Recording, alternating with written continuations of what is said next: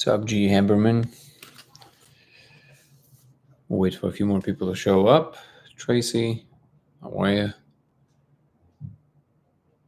We jumped to D1 all of a sudden. Pablo. Hello, everyone.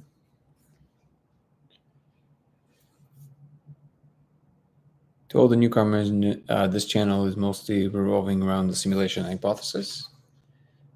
My name is Danny, and I'm claiming to have found proof that we live in a simulation. And we're meeting here on the daily to discuss fun topics like science, religion, spirituality, philosophy, and whatever comes to mind. Lifestyles for you, Nikki Lynn, Circle. What's up, everyone? All right, so I think we have enough people to come in here. Guardianes del Universo 9. That's awesome. Thank you for the likes, guys. Appreciate it. Julie. Welcome to whomever's showing up on YouTube. How are you? All right. So to all the newcomers again, know that this channel revolves around the simulation hypothesis mostly, but we meet here on the daily to discuss all kinds of fun topics, including religion, spirituality, philosophy, science, and whatever comes. Gonna wait for a few more people to show up, and then we can start today's discussion. Wonder what it why doesn't it allow me to say hi to everyone? I wonder what determines that. Timothy, awesome. All right, everyone. So now it just appears. I'm really trying to understand what allows that to happen. It's so weird. What's up, Denise? D. All right, everyone. So, like I've said, and I'm going to repeat one more time to all the people who are not familiar, this channel is usually revolving around the simulation hypothesis. My name is Danny, and I'm claiming to have found proof that we live in a simulation. And we're meeting here on the daily to discuss all kinds of fun topics: religion, spirituality, science, and philosophy, whatever comes to mind, really. We had a whole discussion the other day about Elon Musk, so the conversation can basically go into any direction, and we're just going with the flow. One thing I realized, today's session 32, and the further in we go, I'm committed to do it on the daily, at least for 1 year. One of the things I realized is that a lot of the clarifications that I'm giving people when they ask me questions about particular subjects that I know a little bit more about tend to be, I'm usually kind of brushing, or like I'm kind of going over it really quickly. And I realized today that maybe a little bit more detail and a little bit slower pace with some deeper explanation might be good. But you guys will tell me if this is something that feels good and right. So we'll find out. I see we have quite a few newcomers today, which is awesome. Jackson, Gloria, Chris, Dwayne. Hello, everyone. Yvonne, Tina. Okay. Well, I see that one of the things that I've been chatting about in the last few sessions was basically this seeming dichotomy between the way that we approach the world through the scientific method and how we approach it from the spiritual perspective or religious perspective. We have a few regulars here who, swear by Jesus Christ, and some other individuals who believe that we're all going to ascend to the fifth dimension, including some people who are more scientifically minded or allowing that part of their cerebral perception of the world to be more of a driving force for them. But I think ultimately all of it is just one project, which is the enterprise of human understanding. And I really wish that there's going to be more of a central line that most people take, in which they include the fact that different humans have a different way of approaching the world. And obviously, it also determines what kind of jobs they tend to gravitate towards, what kind of professions. what kind of people and therefore communities they surround themselves with. And I believe that as long as you leave a positive trail, all of these are legitimate ways of coming in the world. I think that ethically, the only time that it becomes a problem is when you start demanding too stridently that other people assume the position that you think they should, just because you're convinced of something. And I think this is where it becomes a little bit of a problem. As someone who comes a lot more from the cerebral side of things, I am very, I understand the need to try and package everything in terms of what we will call quote unquote objective understanding of things. But as someone who is now making the claims that I do, which is that we live in an actual simulation, and backing it up with an observable that is replicable, I became aware that there's a lot of things that previously, when we considered them to be just fluff and just crazy, they're actually part of layers of real reality, and that's important to take into account. So, how you talk about that? Well, I think you take the listener into consideration. You don't just speak as if everybody should just accept what you're saying, but you speak in a way that takes the listener's state of being and state of mind into account. Let's see. Entering in a watermelon seed spitting contest at the country fair, and buddy, I'm playing for keeps. Nice. I don't know if that's a song, Cal. Cal, how are you, brother? Good to see you. By the way, why does it never allow me to invite you to speak, Cal? I'm a little confused. Does that have anything to do with followers or anything like that?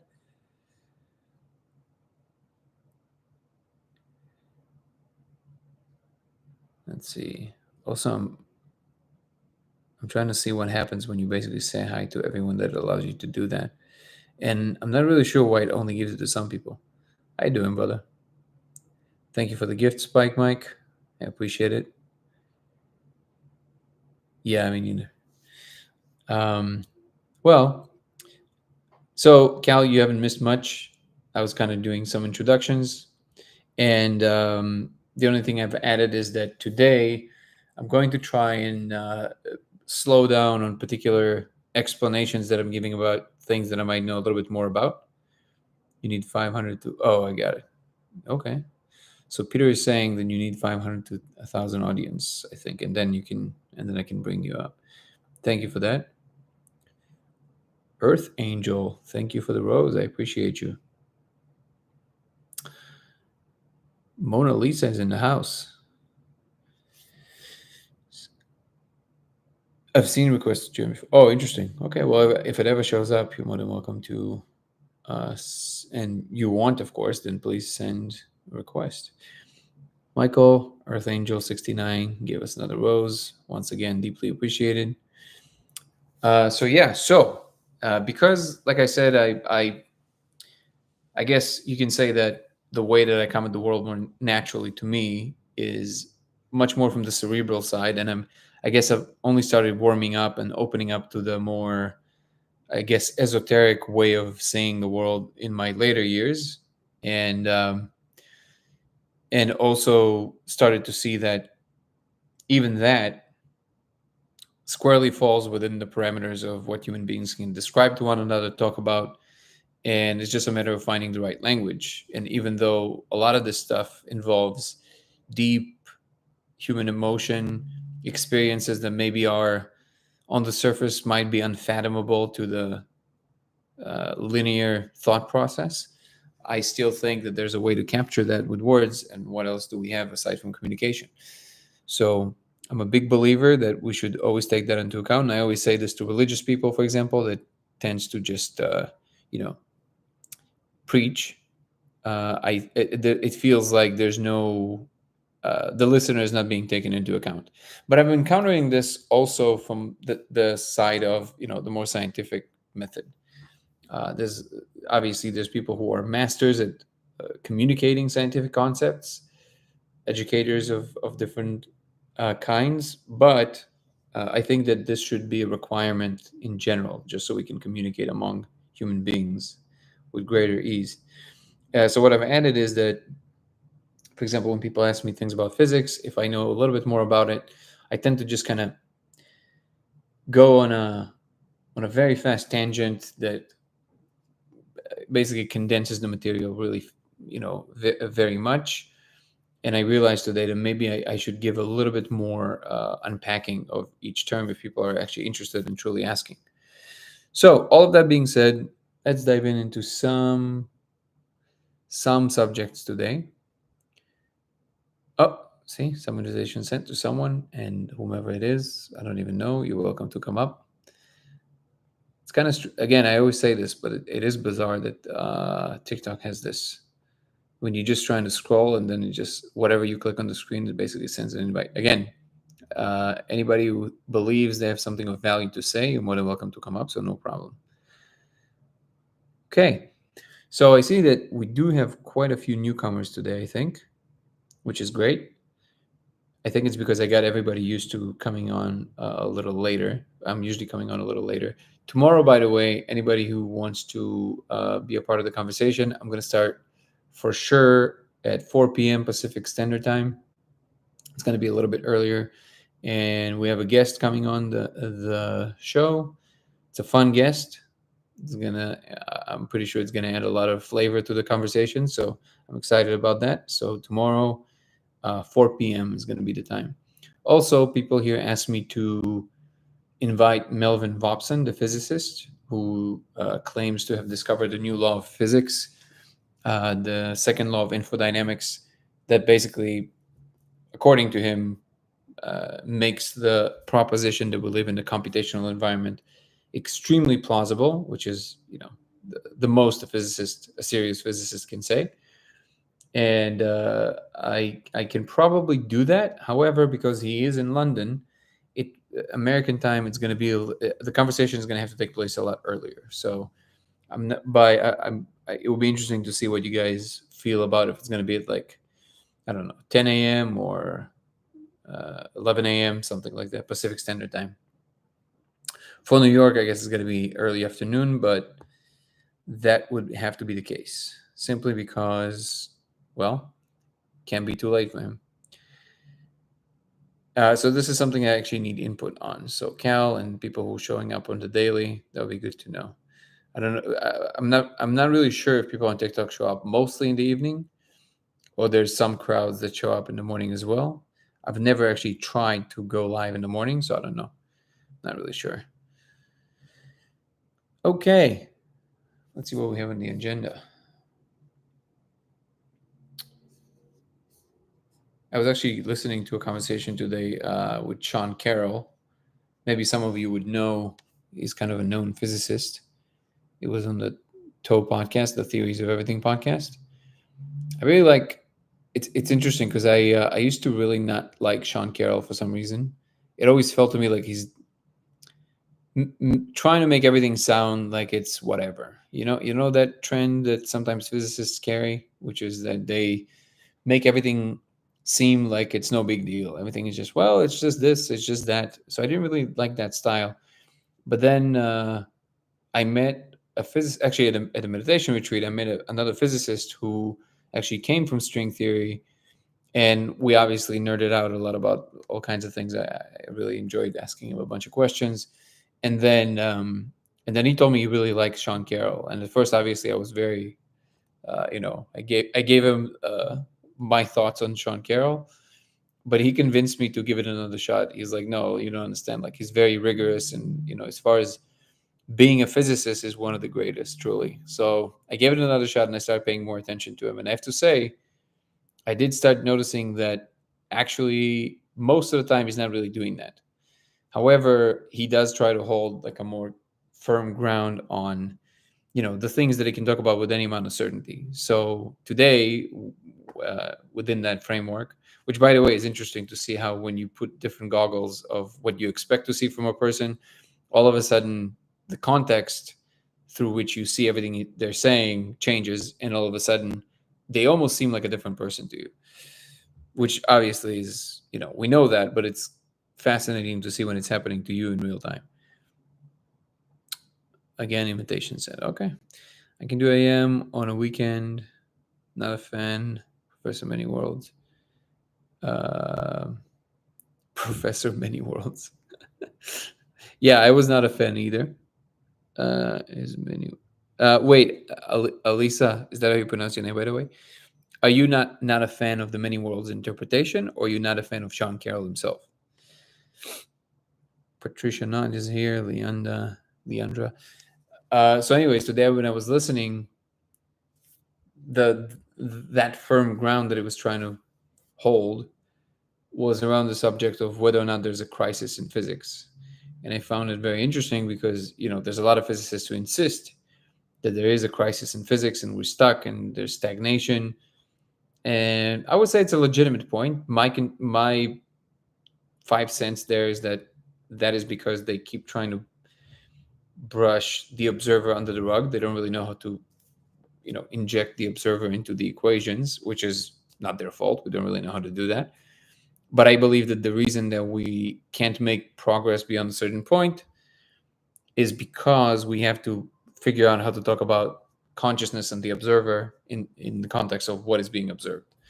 And hopefully what I discovered would actually play at least a minute role in trying to understand all of that and unpack his many worlds. So, Alyssa, I know that the many worlds interpretation is not his, it's not his interpretation. That's a well-founded theory that predates Sean Carroll by a long run.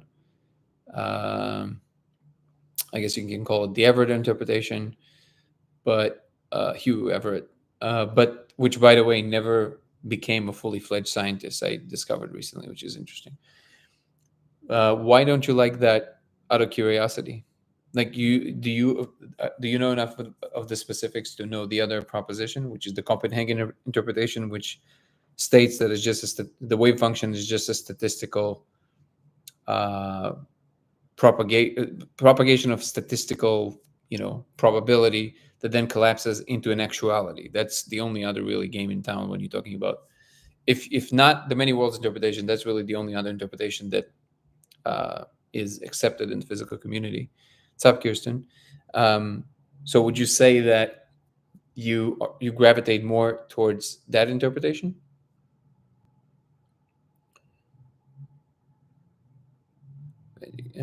Could you what's the topic? I just got home. We're kind of exploring right now. I hope the retreat was good. Right now I'm talking about, I saw an interview today. Well, I started watching an interview with Sean Carroll on the TOE podcast, the Theories of Everything podcast, and he was talking about how he does not believe that there's a crisis in physics. And in fact, one of the things that he kind of hammers out pretty hard, which is that many of these claims about the seeming crisis in physics comes mostly from the periphery of physics. In other words, people who are not really professionals in physics, but people who dabble but have enough of the technical expertise to pass some critique. But really, they're not real critiques if you look at the details, which I found interesting. Can you say more about Copenhagen? Is that theory mutually exclusive from the many worlds? Yeah, it is mutually exclusive from the many worlds interpretation, to my mind. And just to Elisa, just so you know, this is a truly open conversation. So if you want to voice a different opinion, you're more than welcome to. But to my mind, the Copenhagen interpretation is not even.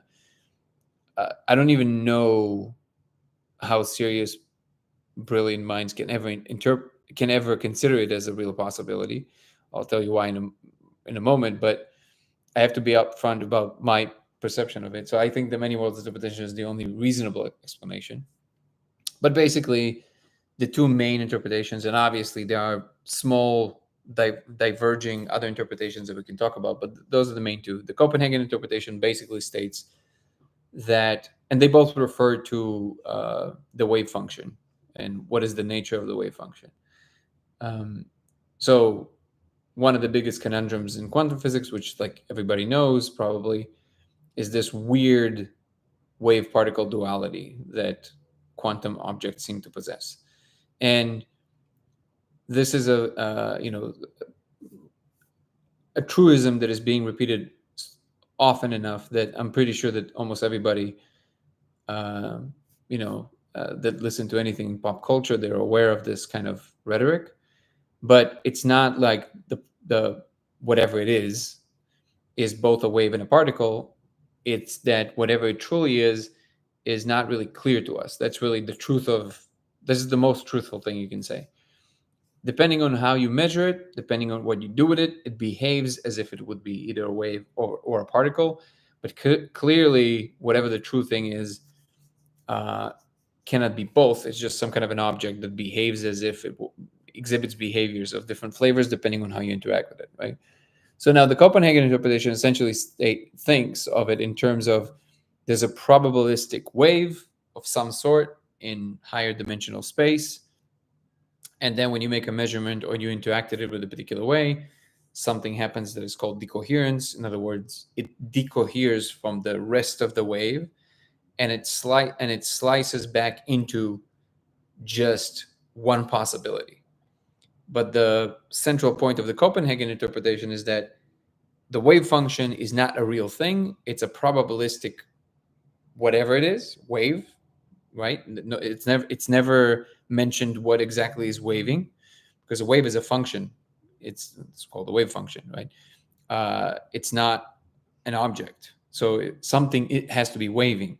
But what they're saying is that what's waving is the probability. This is why I think it's a non-starter, right? A probability is, again, a description of a statistical analysis of many parts of something and what are the chances that this or that will happen. So if you want to say that pure probability is waving, then you're describing a something. And people from the Copenhagen interpretation camp will insist that no, they're not describing a something. It is just pure probability. And this is a problem that the way that David Deutsch points out, you essentially postulating that something that isn't influences something that is, which is not a realistic ask of the world, right? If something influences something, especially from a physics standpoint, it has to be a something. It cannot be a probability. Or what you mean by probability is some kind of a substrate that we don't know how to describe yet, but you don't get to just wave it off, pun intended, into saying it's some kind of a ethereal thing, right? So that's why I believe the Copenhagen interpretation doesn't make any sense. In the many worlds interpretation, they don't quite take that leap of faith, and they're not saying it's a probability that is waving. Is that the wave in its totality, the wave function itself, essentially contrives the multiverse in it as a whole. And when you make the measurement, what happens? It's not that the wave function collapses into the only possibility that is now occupying versus the other possibilities that are nullified. No, according to the many worlds interpretation or the Everett interpretation, when you make a measurement, all the instances of you making the measurement in all the parallel worlds that are postulated in this hypothesis are all happening at once, and all of them together are the full wave function. It's almost like a barrel of a gun. And then when you make an interaction with part of the wave function, which is what comes up for you as just this one particle being here or there or doing this or that, it decoheres from the rest of the wave, and it becomes, in other words, the more accurate way to say it would be that your perception is now being like put together with this one particle in this world, and all the other instances of the same particle still exist, but they are the parallel world, essentially. Now, the reason that we know that it has to hold water is because it's not merely a theoretical proposition, but unless this would be true, quantum computers would not work. The way the quantum computers work in a very, this is something that I will not be able to go into too much detail, because even my technical understanding, first of all, my technical understanding then there is also pretty limited, but also we can take a deep dive, but it will take us like 5 hours. So and I don't think it's that interesting. The general gist of it is that it utilizes the property of the fact that just like you're making the measurement in your world, all of these other measurements are also happening in the other worlds. And then you essentially, and this is like a big as if, but I think it's the best way to deliver the point quickly. It is as if you're distributing the computation across the worlds. So instead of making the computation only in your world, you at the same time you're running the statistical analysis of the probability of it being this or that through all the worlds that are adjacent to you that are also doing these calculations.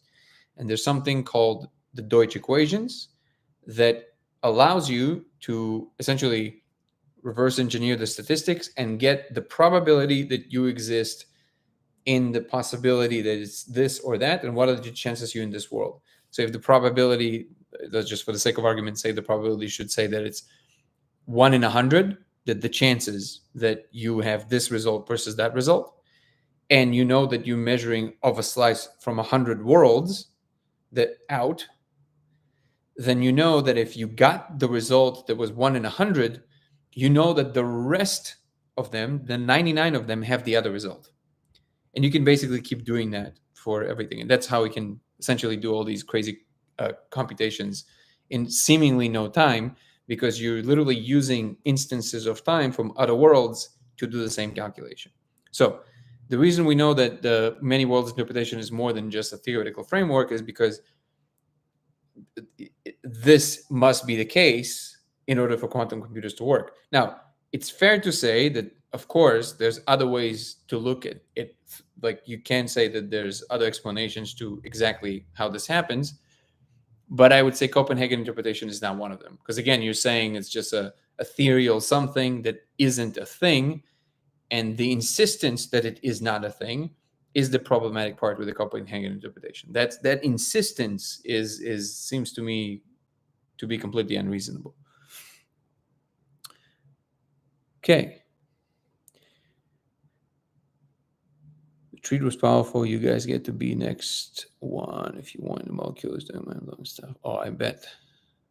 If you read the textbook working with yeah, it was fascinating. We'll definitely have a deeper conversation about this, Kirsten. Thank you for sharing that.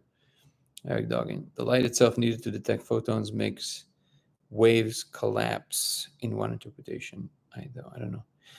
No, so the light. That's a good comment, good distinction there, Eric Doggin. But that would, not, if I understand you correctly, that would not be the case. So the wave of what we would call light, right? The wave function describes basically the full distribution of any particle, which is part of a quantum field, across the entirety of the multiverse. So when you make a measurement in light, in electricity, if it's an electron, whatever it is, the influence for you becomes here. So it decoheres and becomes part of your world. But the actual, I guess, shockwave, this is a big air quotes here, but the actual signal shockwaves, the instance of touching the full object is in fact the case. So it's not like you can have the light waves in that sense. They're already an arising property of the wave function, because the wave function describes the whatever it is that then gives rise to the one particle, and many of those instances is what gives rise to the wave of light. Does that make sense? Thank you, Spore. You're always so positive. That's beautiful. I hope everyone else is having the best day and giving gratitude. Same here. What's up, Jay? How are you? Good to see you here. Sort of. So actually, so you can almost think of it in terms of horizontal and vertical. So imagine that the wave function, we would be imagining it horizontally. So it's almost like I said, like the barrel of the gun that contrives the entire possibility of that one instance of that photon. And when you make a measurement in all the worlds, when you make that measurement, different instances of the same photon, it's not like it's a different photon, it's the same photon, just that stretches across however dimensional space you want to conjure, depending on the theory you're looking at the problem through. Let's say 11 dimensions, just to keep it crazy and fun through the lens of M theory. And so when you make, even though they would partially, it's not even a particle, doesn't matter. When you make that measurement happened in all the worlds, including the instance of that photon happened in all the worlds. So everybody in all the worlds making this measurement, it become a different instance of the same particle becomes part of the different worlds. So it's like just becomes part of the different worlds. They're all together, they actually contrive the full world. But for you as an observer, you will only be in one of them. And the light wave, in other words, the fluctuation of many photons together, is the one that goes that would be the vertical, because it's essentially, it's not a cross, it will be many instances of this barrel of a gun, one after another, that each and every one of them together make the wave in your world. They're part of the time stream in your timeline.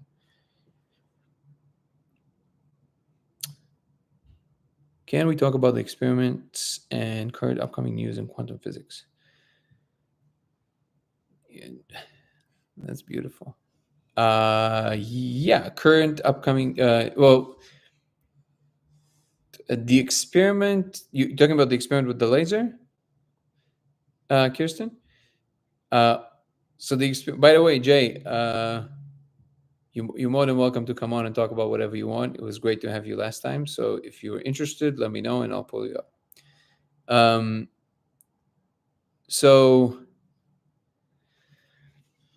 the laser does that mean that many worlds are deterministic? That is actually a very deep question. Depending who you ask. the only So some physicists would tell you that you never get into determinism because you don't have a way to know what the next moment is without actually being part of that moment. So this idea that you can somehow even potentially go back and calculate all the possible moves from the beginning till the end of time, it's not possible even in principle. But there's something called hidden variables, which essentially is just a fancy way of saying, well, there are these hidden variables that if you look at that, then you would see that actually everything is deterministic. So we, like in that sense, even randomness, what we call randomness in our world, would not be random. It's part of some kind of a enormous structure that we don't have a way to inspect. But if you look at the hidden variables, you will see that there's actually a way to describe it in a way that is deterministic. So like I said, depends who you ask. I personally think that, or maybe it's more aesthetically pleasing to me, but I actually think that it's not possible.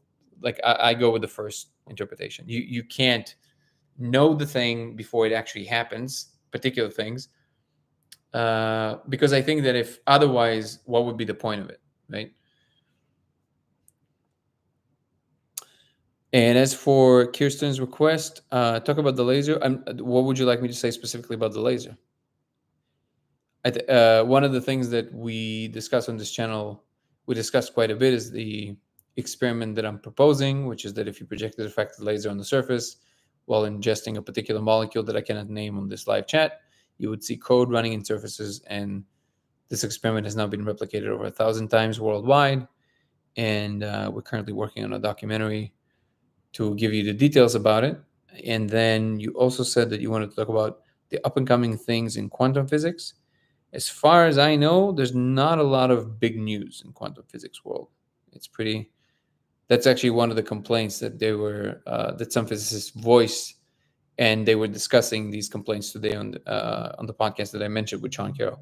Just what's coming up for you and what you've been working on, and people, things like that. Oh, I appreciate it. Excited to watch the documentary. Yeah, I'm excited about it as well. Are they accepting your experiment? Who is they? Talking about physicists? Or you mean they, the simulators?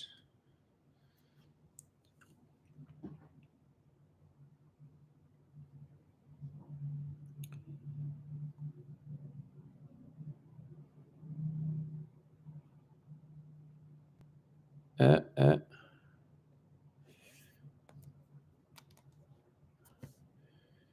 Physicists. Well, again, that's a big thing, right? From the ones that I have interacted with, physicists are actually the most receptive to these ideas. But like I said before, I think it's because it seems on the surface of it to be less at the moment interacting with their domain of expertise. Like it seems to them, I think that it's not something that overtly crosses into their domain. It seems to them, I think, that I'm just borrowing from physics to explain some things about the mind. But most physicists, I think about the world in terms of the mind as being an arising property of physical processes, and therefore whatever I'm talking about is an arising property, and therefore not part of physics. That's my assumption about why it doesn't seem to invoke any kind of resistance from physicists. When you talk about neuroscientists and cognitive scientists, you get a much stronger pushback about these ideas. I tried Wim Hof method last night. It was interesting, and I will do it again a few times. Oh yeah, that can actually be super interesting. How are you, Lizzie? Good to see you here. And I did try it one time with, I mean, the laser with the Wim Hof, and it didn't necessarily work for me, but doesn't mean it won't work for you. Yeah, thank you, Kirsten. I appreciate it. How are you, Lizzie? Then I went to bed and dreamt I died. Crash. Whoa! Last night there was a crazy crash outside of our home last night. I wonder what's going on with crashes. Damn. Were you an Armenian man in the dream? Because that's who got into the accident yesterday. He didn't die, but the car was basically smashed completely. I wonder if your dream and his reality crossed. As the business is in the house, how are you, brother? Let me know if you want to come up, and I'll bring you up. Today we're talking. It seems like I started the conversation with physics, and it seems like the topic of the day, and we obviously gonna go with the flow, but and maybe to pick up on another point about physicists, about your question, Kirsten. I also spoke to physicists that are more. One of them is just an old timer who's been in the business for a very long time. He's 90 plus, which means that he doesn't really have a lot of bones to pick anymore. He proved himself, so he doesn't have a chip on his shoulder, and is very open minded and very smart. The other person is Melvin Bobson, who then also became a friend. So, you know, um, the only reasonable position he can hold is the one that still keeps him employed as a physicist.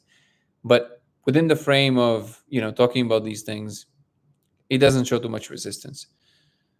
Yeah, Melvin's great.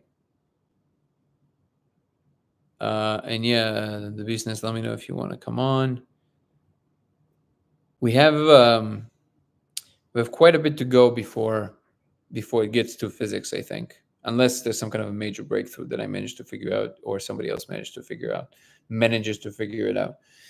I do think that the magnetic field will yield results, but as I was kindly reminded today from that podcast with Sean Carroll, the actual process of physics, and this is what, because the interviewer of the Theories of Everything podcast asked him what he thought about the whole Terrence Howard phenomena, right? And he said very in a very not condescending way at all, but it was just like a very clean statement, which was like he's like, I don't care. Like, why would I care? Like, it's not like. And then I guess the most obvious point that was made, that I'm not sure why nobody ever made it before, which should have been the most on the surface and obvious, which is he said, look, I get thousands of emails of all kinds of crazy ideas every single day that people want me to entertain. The thing with that is that some people actually took 10, 20 years of their life to get into this and like study this and become professionals at this, right? It's equivalent of being a doctor. There's a lot of things to know. So if somebody comes up with an idea, just one more idea that seems to, they think might be challenging the status quo in something as complex as physics, well, the first thing they have to do is the due diligence of at least understanding the waters they're swimming in, right? So just like maybe Terence would like me to read his paper, how about Terence first reads some of my papers and understands even what he's proposing, and shows me that he understands why the problems we believe are the problems, and then tell us why and in exactly what way what he's saying solves these problems. If you're just coming up with he said it's not a problem to be a renegade. That's very easy to do. The problematic part is to be effective, is to actually get into a domain, understand it well enough, communicate that you understand it, and then show how you can potentially challenge what is being said. And that's a very different kind of project. So I'm saying it also to the context of, I understand that the thing that I'm proposing, even though I have my convictions of it, and the people that have seen it, they have their convictions of it, I wouldn't want it any other way than that. And this, I think, is my mission really, is to establish a certain robustness to the facts on the ground. But I am constantly, and Kirsten, you know this firsthand, I'm very careful with getting carried away with even my own assertions about, whatever the actual truth is. I think whatever the truth is will be told to us by the experimentation. And yes, I do believe that human experience would be a central thing in it, and we're going to start understanding more about it. But it will never, for me, it will never depart from this project of putting it through the ringer of actual scientific rigor with the people who are doing this for 30, 40, 50 years, that they have a certain system, they have a certain method by which they have to put it through. And I see it as a beautiful thing, not as a problem. It's just that we have to get to that point where you get enough of the right kind of minds interested, so they pick up on it and actually allow themselves to be a part of it. And it was me 100%. And it was a great death. I let go at the end, which is something big for me. Oh, that's amazing, man. That is actually huge. And it would be great to have more of Melvin. What made you want to point a laser at things? Did you see some hint of the code without laser? No. In fact, thank you for the question, Eric Dog. In fact, the day that I came up with the laser idea, I had no idea what it was supposed to do. I knew it was a trail of different hints coupled with my understanding of physics that led me down this very uncharted path of sometimes some kind of a chaotic, beautiful thought that took me to this place, and then this place opened up through something that I do understand, that is more concrete about the world and about physics. And so it kept on bouncing this way. And that kept on happening for years. And it all started by me asking a question. The question was, can we actually prove that this space is real, if it is in fact real? So the first question was, is this space really real? And if so, how can we potentially prove it? How can we actually prove it? Not talk about it, not just have like closer and closer debate about it, or like, do we agree on these elements or these or other elements? Because it will always belong to this unprovable space, because people, in the end of the day, even though we're very different, we do have very similar constituencies at the bottom of our mind. So you can always chuck it to, well, I don't know how, but somehow the minds converge on this one thing. It will never be a proof that something is actually out there. So my question was, is there a physical process by which we can determine that this is real, or start determining that this is real? And so, that's what the question was. And then I started pondering on it. And one of the first immediate candidates for me was light, because light is obviously involved in some form, whatever light is, because we see the visuals, we see them, right? And even if you want to say, well, even if you believe it's a hallucination, whatever it is, whatever mind object it is, there's light is involved by either modulating it or delivering the actual information. But I didn't know how it's involved, and then I in the documentary we go through like the details of how I got to this idea. But no, I had no idea that there's code. In fact, the whole simulation idea is something that was very far from what was interesting to me. I always thought it's a very it's an ugly framework of the world in terms of like it's what I mean by ugly. It's the opposite of neat, like ugly in the sense of like it's messy. It's not. It doesn't have this like beautiful packaged bow tie kind of thing where like a beautiful E equals MC square. This is a beautiful equation, right? Because it describes so much, and yet it's so simple, and that there's a beauty to it, right? And the simulation hypothesis is anything but that. It's the opposite of that, because what you're essentially saying is, well, you get to this point, and then from this point, there's some kind of a substrate that is rendering this space, and now, woo, all bets are off. Nothing matters. You don't know what it is. You have no idea. What if the rules that they came up for us are arbitrary? Therefore, there's no continuation of anything that even resembles their space. There's infinite amount of questions that come out of it. And it seems on the surface of it that if it would be the case when in a simulation, you would never be able to determine anything outside of that scope. Therefore, why even think about it, right? So that's where my mind was in relationship to the simulation hypothesis, and never even entertained it. I've been shown some things in the space that was like, wait, what? And I started asking them directly, wait, is this simulation? And they never directly told me anything, obviously. And then years down the line, like, there was some kind of a set of events that led me to believe that if you project a diffracted laser, something is supposed to happen coupled with the molecule. I had no idea what it was. And then I did it, and I smoke, and I see code. And I was like, what? And then I started showing people, and everybody started seeing it, and here we are.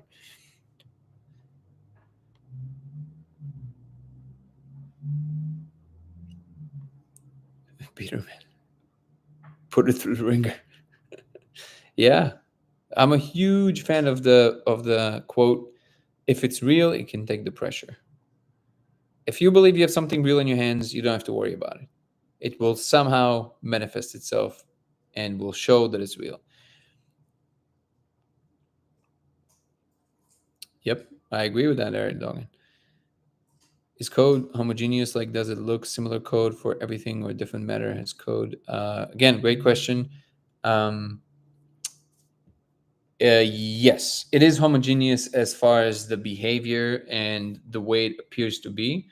It's hard to say about specifics because there's so much of it in any given moment, and a lot of it is moving very fast. So it's kind of hard. You drown in information, and at least my brain is not strong enough of a pattern recognizer to be able to discern the difference between different surfaces, different materials, different places. It seems the same so far. My next part of the experimentation will be to see if there's any perturbation, physical perturbation, that I can make happen around the laser, around the surface, around people's heads, to see if there's anything we can do that is replicable, that allows everybody to see the same kind of change in the code. And if we can do that, now you have another layer of certainty, or closer to certainty, that something in fact is going on. How are you, bud? You okay? You're potty training the puppy and he's going crazy in his little kennel. Yeah, science needs to know that can't wait. Science needs to know that can't know. Can you tell me what you mean by that, Ryan? I'm not sure. It's not that clear.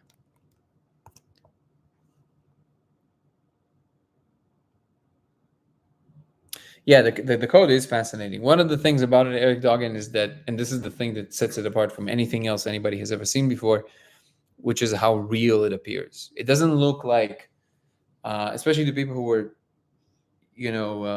well versed with these molecules.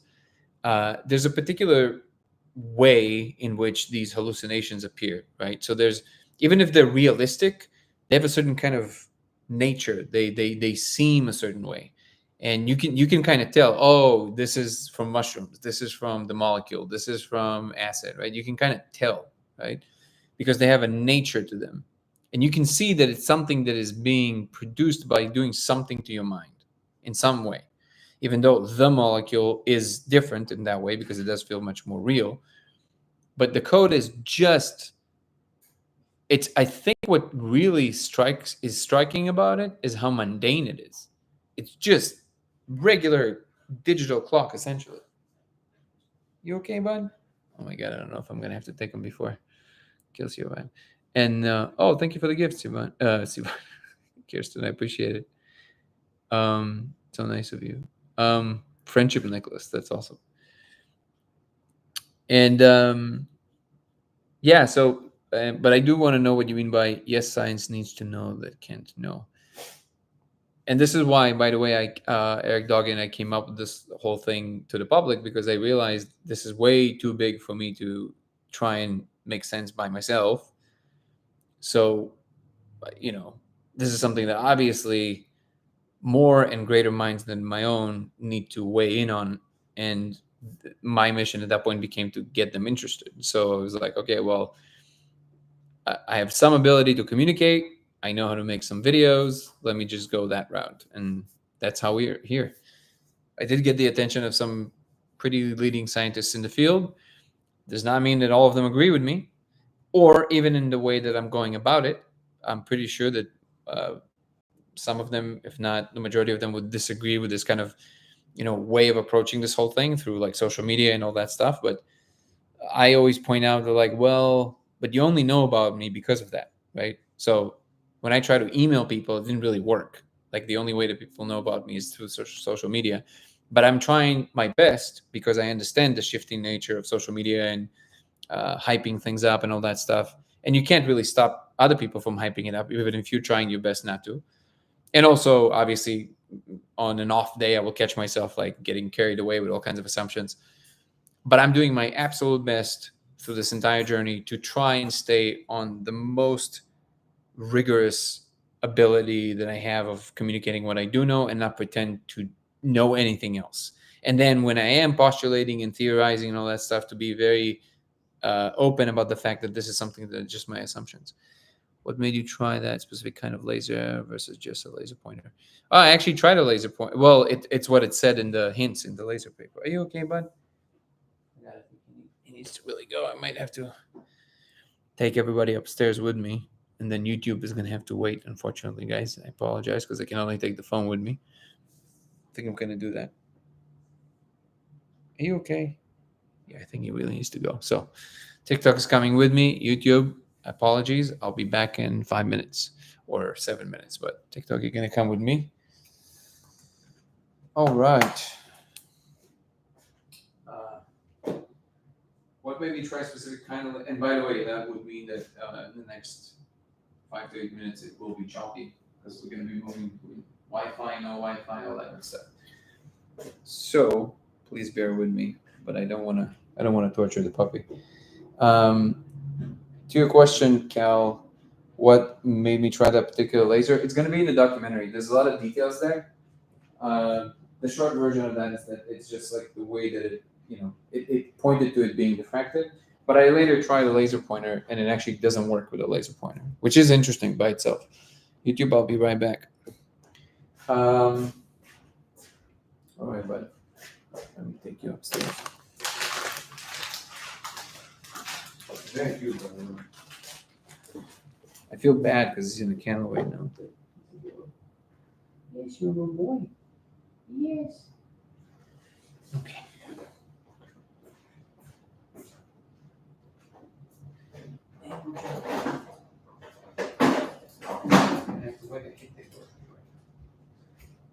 Actually, it might just. Okay, guys. So hopefully we'll survive, and most people will stay with me. I'm gonna put you in my pocket for 1 second, just so I can get the pocket. You can keep putting questions in, and then I'll answer them the second I see them. But I'll be looking at it in a moment. Come on, bud.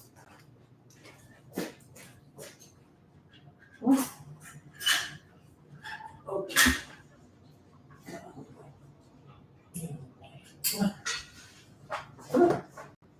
Go.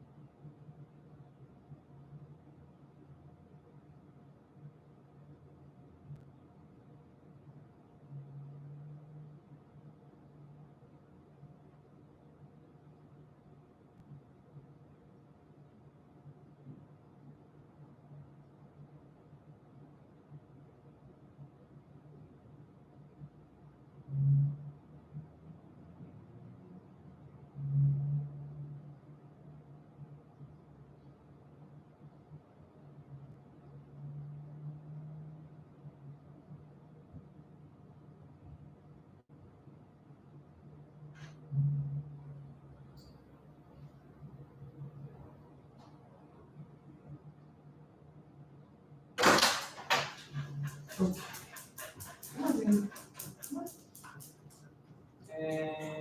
we're back. Wow, look at that. We even gained some numbers.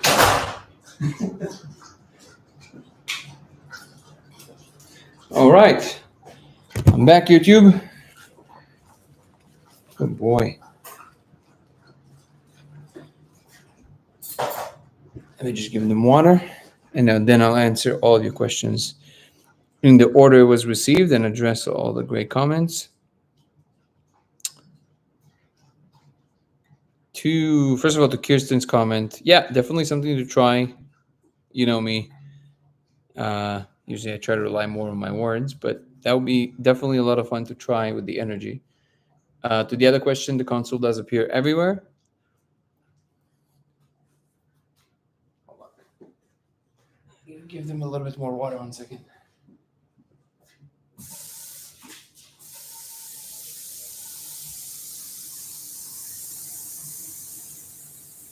There you go. Up. One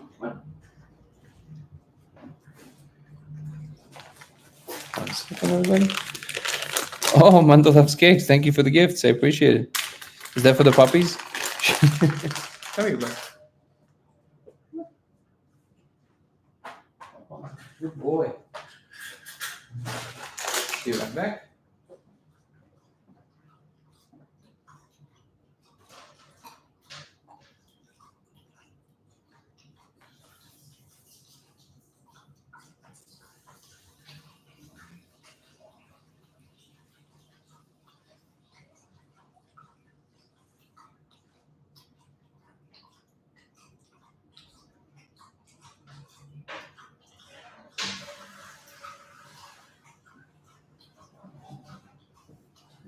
Okay. I think we did all the puppy stuff, so we can address people again. How do you wait? I think it was. How do you know you've had enough molecule to see the code? Basically, you see the code with very little molecule. In the beginning, like I said, sometimes it takes people a little bit longer to see it. I'm not really sure what the cause of it is. I had a weird experience actually in doing the meditation retreat, in which I asked that question in my head, because it really not bothers me, but it really, like, it's one of these things I would love to answer, which is like, why does it take some people so long to see it and other people just see it right away? And I was thinking about this, and I was coming out of the restroom in the retreat, and there was a box of tissues on the windowsill, and the name of the company of the tissues was Choice, and my eyes landed on that word right when I was thinking that. So I was like, "Oh, interesting." It's almost like it's saying it's a choice. People sometimes just choose to not see it, and I was like, "That is very interesting." Because it just all of a sudden springs into view. Sometimes people don't see it for hours, and then all of a sudden they see it, and I'm like, what changed? They're like, I don't know, I see it now. Well, it just springs into view. The point is that after you do see it, you can't unsee it. So then you don't have to ask the question. You literally take one puff and all of a sudden it appears in front of you. Did you ever take it outside and the console appears? I answered that, yes. You can share the experience with them through, okay, I went way back.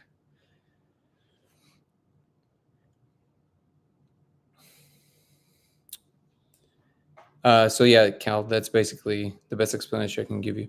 Is there anything about the molecule experience you don't like or frightens you?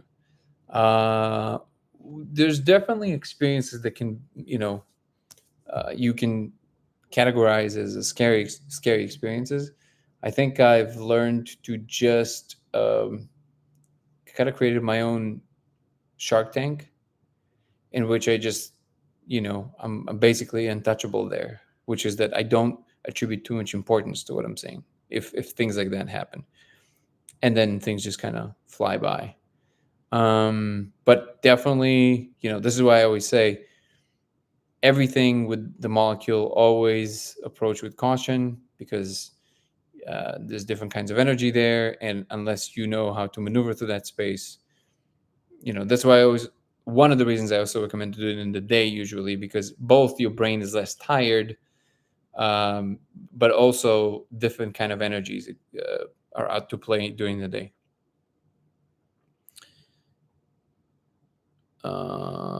Kirsten is responding to crypto trades stop the experience by interfering energetically to calm the person down. Danny, it was helpful for me at the retreat to ask them to wait for the movement, then look in.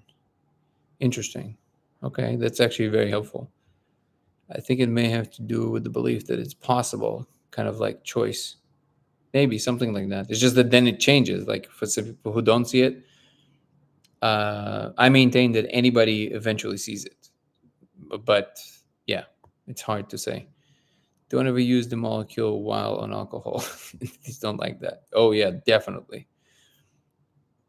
Do you speak from once and only once, never again. Yes, they see it as disrespectful. Oh, yeah, no, that definitely happens. Why only once? Because never again. Is it, is that right? The business? Yeah, I think certain experiences you don't want to go back to. Manda loves cakes. By the way, once again, thank you so much for the gifts. I appreciate it. That's really nice of you. I appreciate it. I love that I really love the way the chat goes. Like, we started from talking about physics and some pretty technical things, and then we end up always with the laser and the experiment, which is awesome, amazing. What's up, stars? And what else can I tell you about it? Yeah, I think I want to expand. There was a really interesting moment a few days ago. We were filming, and one of the earthquakes that happened. It happened right in the middle of me speaking in an interview, and I'm not going to spoil it for you guys. We're going to put it in the film. It's kind of crazy because we were talking about when we were talking to some potential investors. We were talking about the fact that also there's all these like crazy synchronicities happening, and then right when I was speaking and I was saying something very specific, very particular, and right in that moment, that's when the earthquake happened, and we were like, "Whoa, this is wild." Yeah, I really enjoy this group thing. I appreciate you guys. I got, how dare you disrespect this experience? Shout, then a strong toss back into my body. Oh, whoa, that is powerful. Yeah, it's almost like the alcohol introduces like dirt, like you're coming in dirty into their home, so they're throwing you back out. What's up, Benjamin? Lucky you got tossed back. Yeah, that thing will happen for sure. Relax, bud. Relax. Don't protest. He's so funny. By the way, our dog, well, at least this one, I don't know yet, but the husky, she loves the molecule. So every time I would smoke it in the house, it's interesting because their, I guess, relationship with scent is very different. So first of all, the onset is much longer. So it takes about 30 to 45 minutes before you can see any noticeable like I'm not blowing it into her face, obviously, but it's in the room and their scent is very evolved. So eventually, I guess enough molecules get into their nose, which is interesting because I was like, is that even possible? But I guess it's unmistakable. There's no question that it does something because about 45 minutes, 30 minutes to 45 minutes after, she literally gets up, like her eyes get like this, and she's like, let's go explore. Like, and she just goes crazy. She's like, let's go, let's go. And then you go outside and she's like, oh my God. She's like on crack. She's just running around. She's like explores. Everything is new. So there's no question that, that she loves it.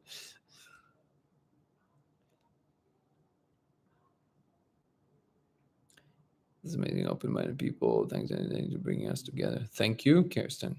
And you also bringing a lot of beautiful people together. Fractal, my cat loves it.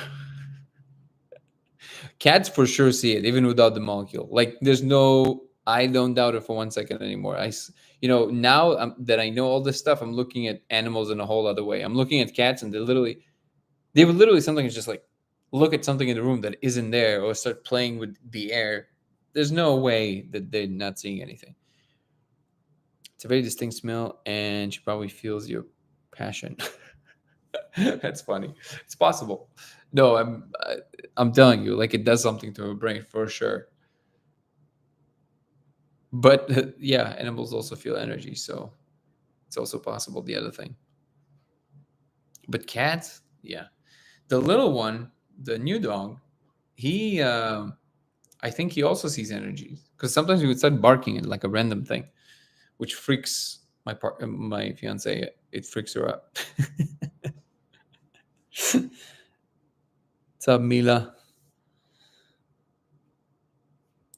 Um, let's see what else we got here as far as the comments. We have. Oh yeah. So what I wanted to say when I was saying the thing about synchronicities is that in the documentary, I'm really trying to think how to approach the whole console thing because one of the goals of the documentary is, aside from being, you know, a good ride and entertaining, and also delivering some kind of a message that uh, is of value, which is the same thing I was saying yesterday about the book, or any form of writing. I think the movie should also deliver something that is not just profound, but something that actually inspires people to want to have to get more out of life. And it's kind of difficult to fold all of that into a film because it's one thing to say it, it's another thing to deliver something that actually feels and really does that. Versus, it's a very cheesy. It's a fine line between that and cheesy, right? So one of the things that I'm thinking about is how I'm going to talk about the console. We obviously recorded some stuff of me talking about it already, but thinking about how to present it exactly in the context of, hey, we're trying to do this scientific thing, but now I'm going to be telling you about my experiences, which is, to me personally, this is why I always say I'm not a big fan of trip reports. They bore me because I don't know, it just feels like it can never be the real thing. There's so much room for confabulation. I don't know why people find them fascinating. I really don't understand. Unless it's someone like Terrence McKenna, talking about it. It's just the way he talks, which is just amazing. But most people, there's this. Kel is probably going to be right on with the finger on the trigger with the name of the thing. But there's this. I think it's a TikTok channel where they talk about all the trip reports. Right? You're probably going to throw it at me right now.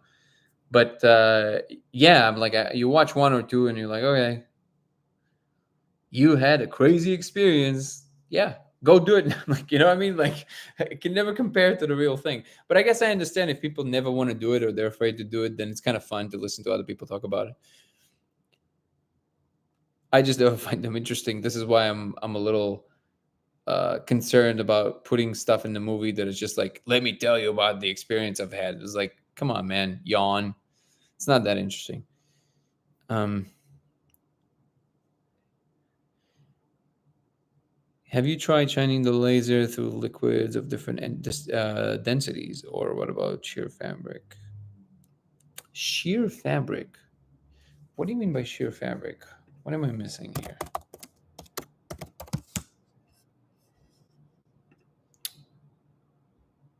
Why is my computer being so slow? Oh, I see. Okay. Um, not through fabric, definitely through water. Water makes a difference. It actually makes it more coherent, which is not clear why, but it is a data point. The fact that there's that diffraction in addition to it's a refraction in addition to diffraction actually makes a difference. That's a big data point, but not through other liquids. I have projected it through water and then through materials like bismuth and I think cobalt. I don't remember what the other one is, but definitely I think that the liquid makes a difference. We should do it together and see if we can see the same thing but not explain what each other saw. But how are we going to do it? Like both live and then people can jump between one live to the other live with different gases. Gases won't work because the distribution of light is going to be random. So you can do it through smoke, let's say, and then nothing's going to happen. I mean, you can, if there's enough smoke, you'll see the beam of the laser. But in order to see content, you need enough of the light to bounce back off that content. And there's not enough, the molecules of smoke, let's say, they're not solid enough for the light to bounce off back into your eye in a way that will reveal content. So it seems that only physical matter, when light bounces off of it, you see the code. Maybe I'll see what we see and compare notes. Oh yeah, that's definitely. I definitely know that I've seen the same object with somebody a long, long time ago.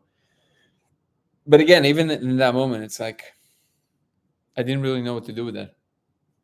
I don't know why my brain doesn't get excited or interested by these kind of things. I'm not sure why.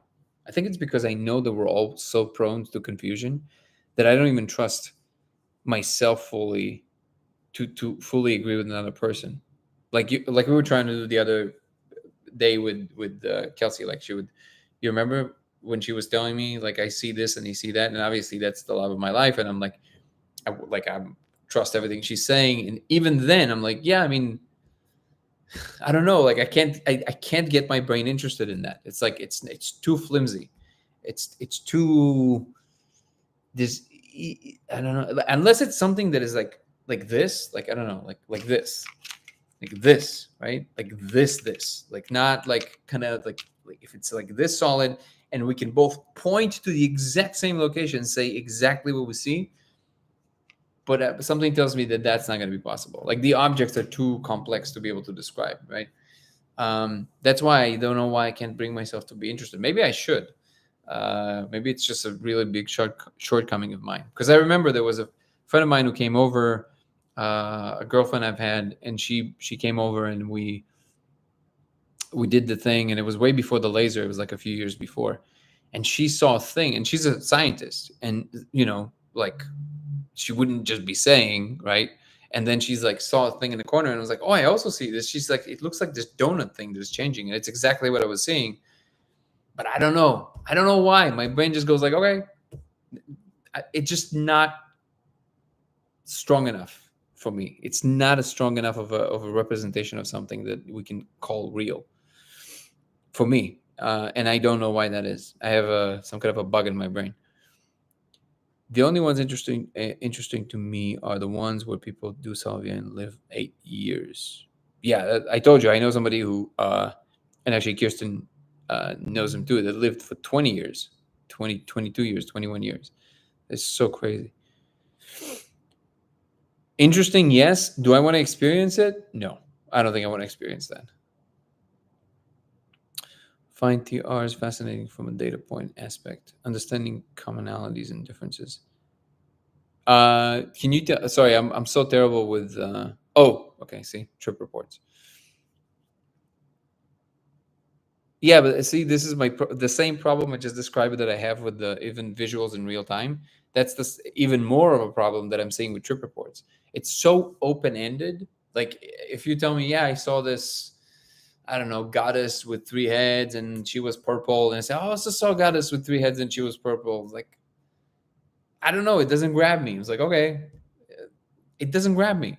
There's too much in human folklore that is similar enough. There's enough archetypes that can merge that you can always say, well, that's somehow related to what the mind expects to some degree. I don't know why. I just can't get myself interested in this kind of stuff. This is why everything they're doing with the project in Imperial College in London, at least in the first round, because they're focusing on the beings, on the entities.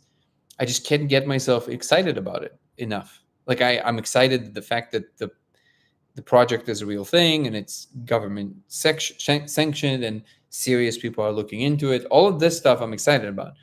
But this way of going about it, of trying to triangulate about a being, I don't know. It just like it seems so flimsy. It seems so unscientific to me.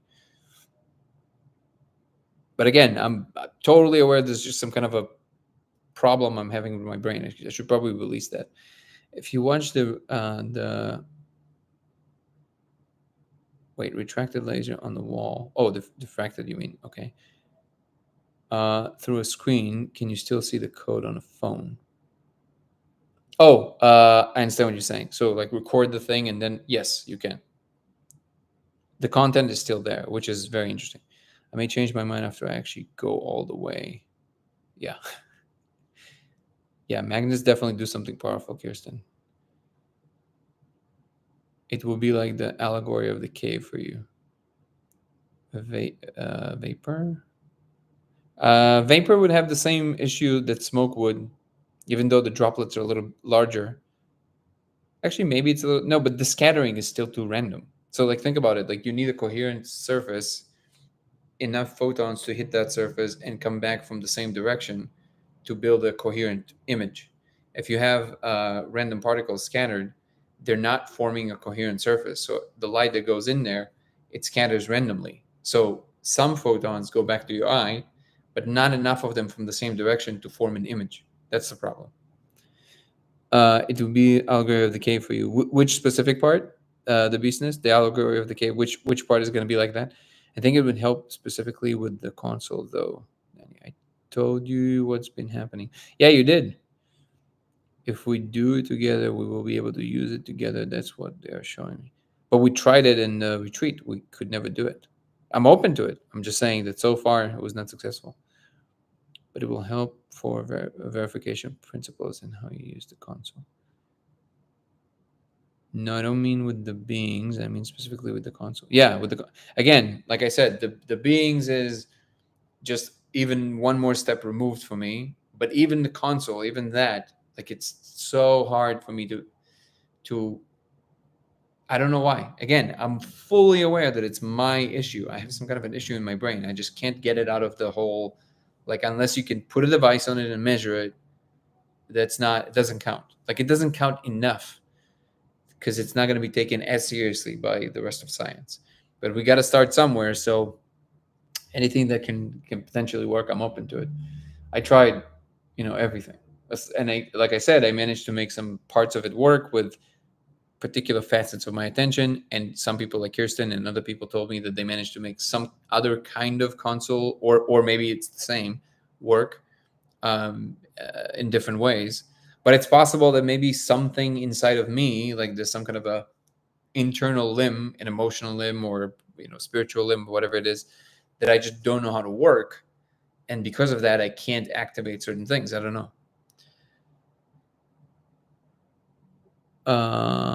We were with a bunch of people. You may be able to triangulate the console with multiple people to at least locate it in our space. Yeah, we tried it, Kel. We tried it, and even with my fiance, and Kirsten was there with my fiance, and these are people that I deeply care about, and they're telling me like, hey, I see it there, and even my fiance actually got upset with me. She got offended. She was like, later when we were alone, she told me, that was kind of like, it didn't make me feel good because it's almost like you were negating it, not negating, but it's almost like you were ignoring what I was saying. And I was like, I truly don't mean to do that. It's like I can't take it seriously. I don't know why. It's like there's a thing in me. There's some kind of a rigidity about this, which is that, and maybe it's because of the way that I went about it from the beginning, which is that if it's real, we should be able to establish that it's real, just like we can establish that anything is real. Just like we can put a magnet in front of another magnet and then move the magnet, and the other magnet will move. That's concrete. Okay? There's a force that is doing this. In the same way, that's how I think about all of this stuff. So if the console is real, which I absolutely believe it is, and this space is real, which I absolutely believe it is, it has to have some attributes that are brushing up against our space in a way that we can, in a replicable way, influence it, and we can show. And even though at the moment there's only the only way to see it is through different people, still we should be able to. This is why the laser to me is unique, is because you can literally, it doesn't care about what you're doing, where, how, it's always the same, right? That's something unheard of in that space. The console, super realistic for me, and I bet it's super realistic for everybody who sees it in whatever version they see it. There's a part of me that is like too rigid to accept that as an important data point. I'll tell you why. Because it seems to me, my intuition tells me that whatever the console is, it's the only function it really serves.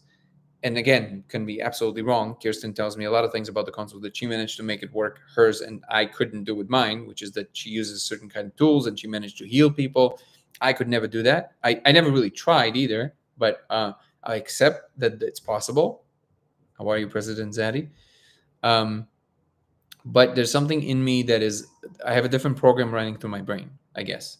That for me, the console, it just, that is amazing. That's awesome. For me, the console is a way to train facets of our attention that we're not aware of. And then for different people, it would be different facets of attention, because they maybe want to train people to do different things because we have different gifts, right? And this is why I always think like the number of variables is so enormous here that I don't think we're going to be, first of all, I don't think we're going to be able to see the exact same thing because we all have our own like type of console. But even if we will, because we tried it again with my fiance, right? She's like, hey, is it there? And I'm like, what? It's even in the question, right? So if you're asking me if it's there, then you're not seeing it, to my mind, right? Because if you're seeing the console, you're not asking if you see it. You see it. It's like a bottle of water. It's like right there, right? It's right there, very clear. And maybe it's like a little vaguer for other people or some people. But then she was kind of pointing to a point in space, and I'm like, well, the part of the body of the console is everywhere. Like it's everywhere. And literally, like the girls in the room, they turned to me. I was like, dude, you're such a dick. I'm like, sorry. Like it's true. Like it's everywhere. I don't know what you want from me. Like it's like I can't get myself excited about that. I don't know why. And I'm fully admitting that it's some kind of a fault of mine, and I should probably work on that. But yeah, I'm interested in the take something physical, make it happen, repeat. Like that's the thing that my mind is interested in. And what Kirsten pointed out, which is the thing with the magnets, that the console, I don't know if yours does this, Kirsten, I would assume it does, but if you put a magnet, it the different panels, I guess you can call them, of they're like menus of the console, they would attach to the magnet, which means that magnetism is a bridge in some way between whatever this space is and whatever our space is. There's a connection there. So to me, that's concrete. Okay. And if you can take a magnet, by the way, if somebody else holds a magnet and they come and they attach the magnet, oh, that would be a great experiment. So if somebody's holding a magnet and they're walking around the room and I'm looking at my console, even if they're not on the molecule, okay, that would be an interesting experiment. And then they do this, and the thing I'm seeing, the panel glues to the magnet they're holding. Now we have something serious. Okay, that's an experiment I can get behind. That's interesting, because what it would tell me is that even if they're projecting a different kind of projection of the console to different people, the fact that whatever happened physically was rendered as important to the console that I'm seeing, even though another person is holding it, that's very substantial. That's an interpersonal space. That's consensus reality somehow. That's something I can get behind. Let me see what I'm missing. By the way, anybody who wants to talk about a particular subject, just put the subject in the description, and if it fits and it feels right, then I'll definitely pull you guys up. Okay, let me see the comments.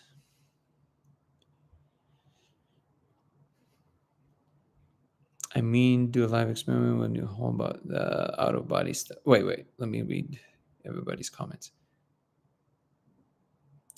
We are with a bunch of people. You may be able to triangulate the console with multiple people to at least locate our space. I answer that. I mean, do a live experiment of what I've told you about the out of body stuff, then try. Okay, that's doable. Everything turns into perfect patterns when on molecule, anything I focus on. That how are you, Tortron Max? Good to see you. What would make the console concrete for you?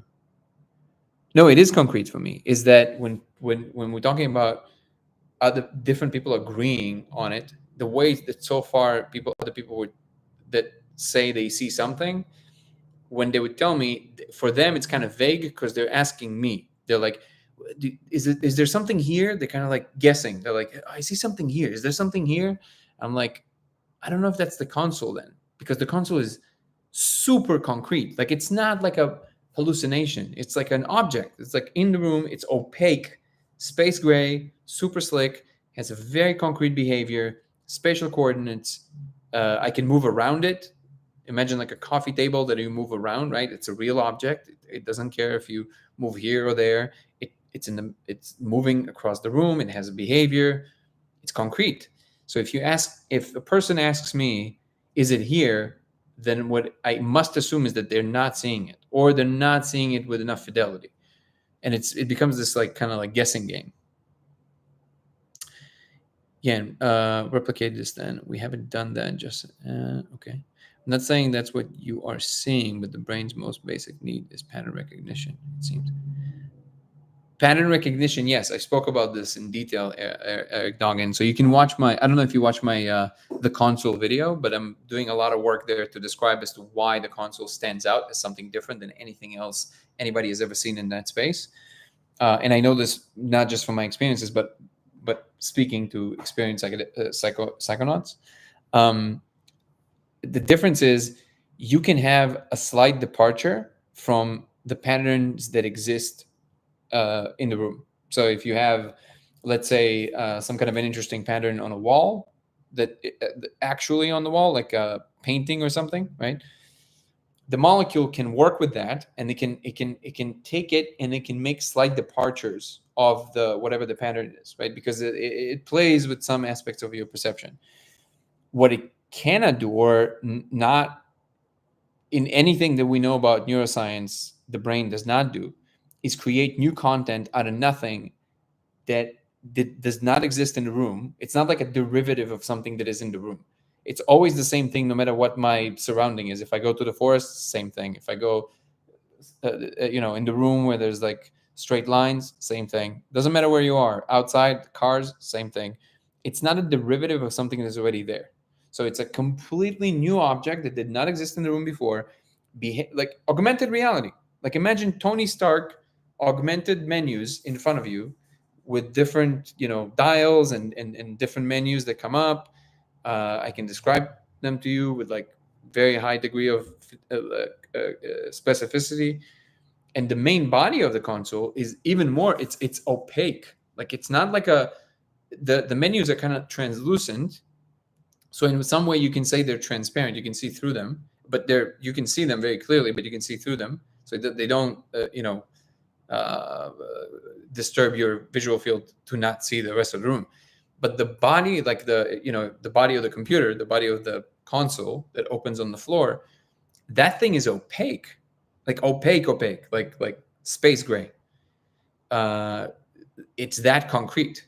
So then it then becomes, after it opens up and does the whole booting, I don't know where that accent came from, but after it does all the booting, I can't say that word now without an accent. That's amazing. I don't know if I all of a sudden assumed like an Indian accent. I don't even know what that was. But anyways, after it starts the whole thing, it takes like 5 minutes to finish. There's like a whole thing happening. And then it becomes a little less opaque. It's almost like it's done and now it's in the background. But if I look at it, it becomes opaque again. And it has these iridescent lights, very specific, running on the rims of the thing. It's pristine. So that's what I mean by that's what makes it concrete. It just is. It's not like an augmentation of some kind of a surface. It doesn't work. It doesn't look like that. Same dosage to see the console as seeing the code. About there. Yeah. About there. I mean, when I come back, if I smoke enough of it and I see the other objects that come into the room that are not the console, by the way, these are the objects that technically, from what I understand, that's how they take everybody into that space. It's just that I guess I got clearance or something like that, and then I can now see these objects. These machines come into the room and then they create a vibration of a very particular kind. And that's how you launch, because they vibrate your being in a particular frequency, and then you go to see the content. And then when you come back, the console is opening in front of me. The out of body technique helped me so much, and I taught it to my friend in 2 hours. Yeah, so anybody who wants really good advice about specific, techniques of how to utilize the molecule in different ways, Kirsten is a really good address for this. You can DM her. Kirsten is the person with the handle, the woman with the handle, Sivan of the Stars. So you guys can drop your questions for her. She's very knowledgeable and very experienced when it comes to the specifics of what you can do with the molecule. We may all have our own console. Yeah, I believe that that's actually the case. I have to go deeper to see the console. I believe we do. Yes, they open up and bring them to you, kind of. Yeah. Now you can see my comments. Oh, I just now see your comments to Max. I have neo magnet. Yeah, I'm trying to get my hands on this electromagnet that is very powerful. Whoop. Electromagnet would be interesting because you could flip it on and off and create a lot more power. They filter my comments about Brucey. Who is Brucey? No, what I see now is very concrete, and they showed me how to pull it to me. Interesting. What's up, Arikos? I've been able to see the code as clearly as low as 5 milligrams. Are you talking about with mushis? Like with pizza toppings, Arikos? Whoa.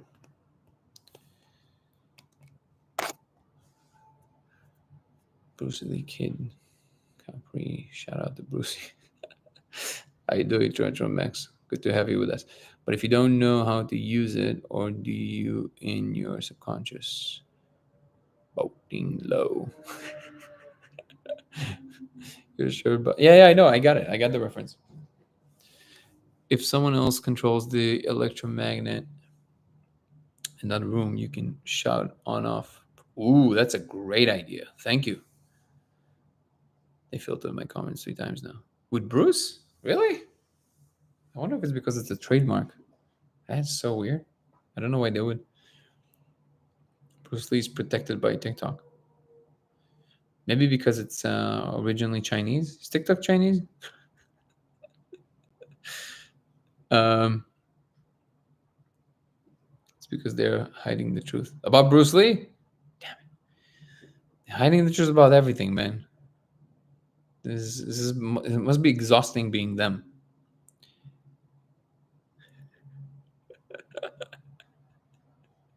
Wanda loves cakes. How are you? Oh, good.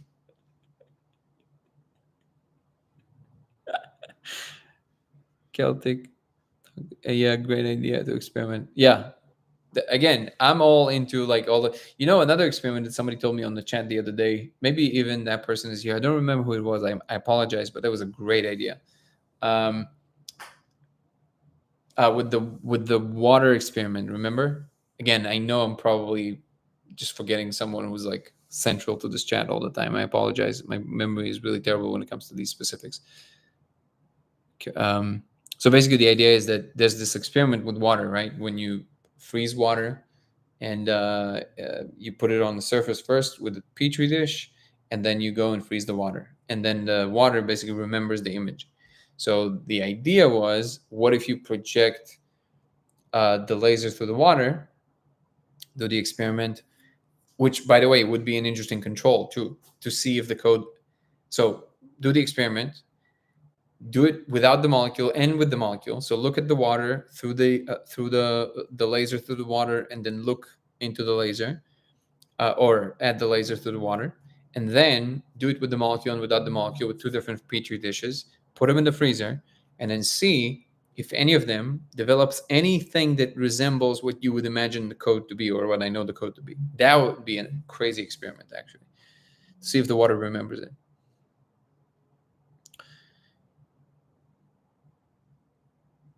Oh, I'm glad you do. Which topic specifically? The molecule or the experimentation, or which one? Currently working on getting a small centrifuge to experiment with mercury and the laser. Interesting. What were you thinking about doing with mercury? Also, be super careful with it, obviously. Yeah. So the experimentation would be interesting. What the next step is. I do think that the magnets and the bismuth will pan out in some major way. But I'm also aware that everything that Kirsten is talking about with the console must have a big role to play. I just, honestly, I got a little bit frustrated with it after a little while. And every time I would go in, now I just kind of stare at it because it's so pretty. Every time I try and operate it, even when I manage to move some things in it, it's exhausting. I'm literally like, after 5 minutes, my brain shuts down. Like, sometimes I even feel like hungover after. Like, that's how much effort my brain exerts to try and make it work. Maybe because I suck at it. That's why I'm so frustrated with it. Try the water ice memory thing. Didn't work for me. Yeah, it didn't work for me either. Maybe I'm doing it wrong. Just drew a simple plus and put it under the Petri for 30 seconds. So maybe do something a little bit more complex. Like put a newspaper or magazine under. And did you actually use a Petri dish? Like a flat one? And Kirsten saying, yes, it takes energy from you. Rico says mercury reflects, concentrates light very predictably. Oh, interesting. That's a good idea. You haven't tried Jesus in Jesus' name? Or you saying it takes a lot of lower Dentian energy in order not to have that happen. What is Dentian energy? I don't know what that is. Turtron Max, I not with for Jesus' name, but we did try to tell it we love it. Somebody suggested. I didn't see any changes. The person said that they saw changes. I don't have a way to know.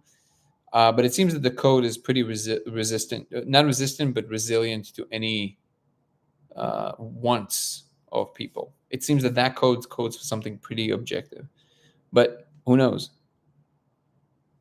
Was a dish that wasn't fully flat. Yeah, it has to be. It has to be like a fully flat petri dish. The water has to be staying there undisturbed for like two. I don't remember what the experiment said, but maybe 2 minutes or something. But that's crucial. But I tried with the mason jar and it didn't work for me. But I haven't tried it with the petri dish yet. The chi energy. Oh, I see. Yes, I love you in 5GE name of Christ. Can't hurt. Definitely will try. Look it up. It's don't you think also Turtron Max that I should exert the actual love? Look it up. It's what the Chinese use to store energy in the body. Interesting. That's how the end work. What is it? What do you mean the end works? Oh, AOD tech works. Oh, interesting. Energy. Mendelov cakes. Your your romance with Turtron Max is hilarious. It's amazing. It's funny because it's basically I have very similar. Hang on, you're doing great. You're doing a great job. Because it's funny because it's a lot of my knee jerk reactions too to this kind of stuff. But I've learned that let's just say I've been wrong often enough about things that I was convinced that there's no way I can be wrong about, that I got a lot more careful with what I'm suppressing as ideas.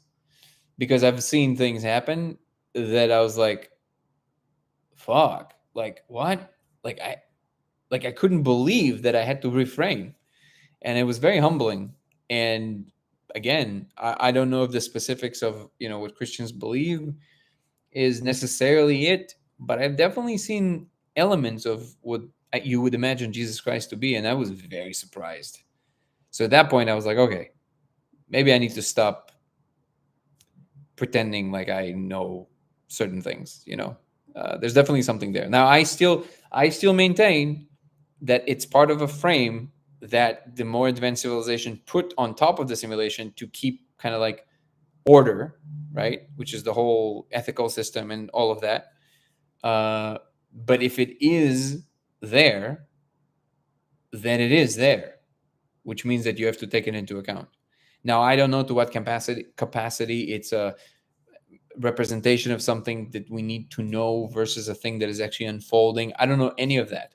However, I've seen things happen in real life, like real things that I know for a fact actually happened in the name of particular belief in the divine, that And again, I don't like it. I'm uncomfortable. I don't like it. I'm uncomfortable with that, truly. But I can't pretend that I didn't see what I saw, you know? And because I've had that experience, I now have a much more, I guess, forgiving acceptance of certain things, even if people are like super convinced in their position and I don't agree with it in principle. I still know that there's a good possibility that I might be off about certain subjects. So, but I guess it's a very long winded way of saying when you say what you say, very often I kind of feel catharsis, but at the same time, like, yeah, but there's this other thing that I have to admit that I don't know how to explain, but it's there. So, and then I'm torn. That's why I'm laughing. um,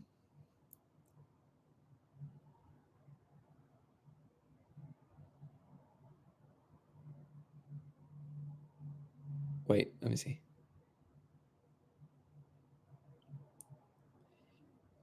Basically, it means energy, but a very specific type of energy stored in the belly. Get in my belly. Chi in Chinese means energy. I'm just being silly. Uh, praise God. See, hey man, all the power to you. The fact that you have so much faith and conviction, I love it. And again, you're a super nice guy, so you're always welcome here. I know it's okay. I mean the energy stored in the lower dentian, in the lower dentist. Comfortably backs out slowly. Wait. Wait, who's backing out slowly? You or me in that situation? Because that was definitely me in that situation. I'm like, ugh, damn, that's a terrible thing to be wrong about. Broad simulation is real. Yeah, I know. The framework is stable. I don't know what you mean by that, freak solo, but yeah. Oh yeah. That is really funny. Hey, you got to maintain a sense of humility, but also a sense of humor. Because if you don't have that, it's all for nothing. Yeah. But again, to kind of throw something back at you, to return back, just so you know, in the same vision, it was accompanied by this larger picture. Like they just literally showed me a diagram. They're like, "All right, you want to know how it all works? Here it is. There it is. The whole thing, literally with arrows, diagram, full diagram of how the whole thing is constructed." Okay. Now, do I think that that necessarily means that that is the ultimate truth? Of course not. But I'm just telling you what I've experienced. So, in the same frame that they showed me Jesus, they showed me that Jesus is part of a larger picture in which, and you're not going to like this, the top is a woman. Wrap your mind around that. I'm like, why would it have a sex? Wouldn't it be like an infinite energy that's just an it of some sort? Why would it be a female? It is. So it goes both ways. Got to stay humble, man. And then that thing is like it just blew my mind because it's concepts that I've never entertained.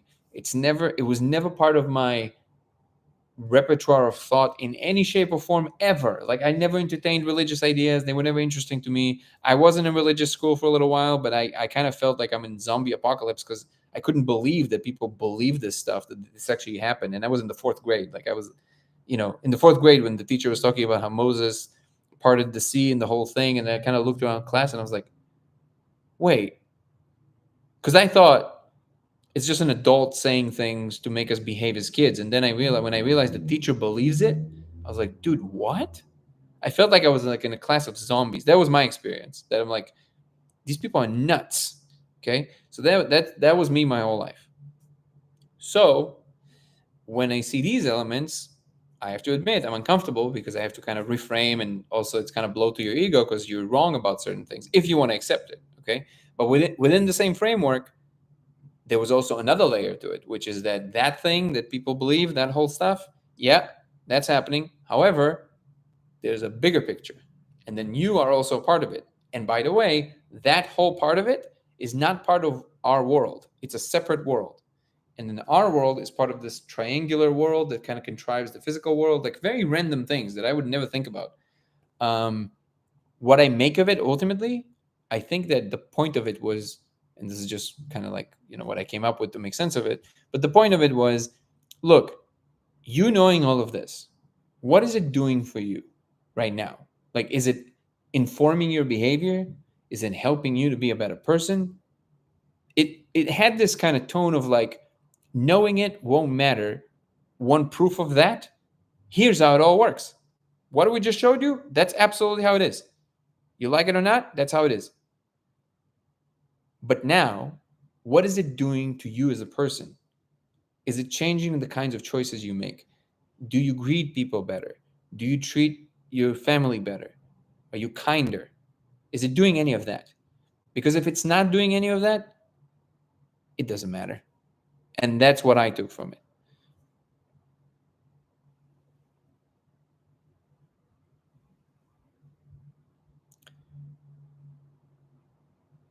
Men are born women first.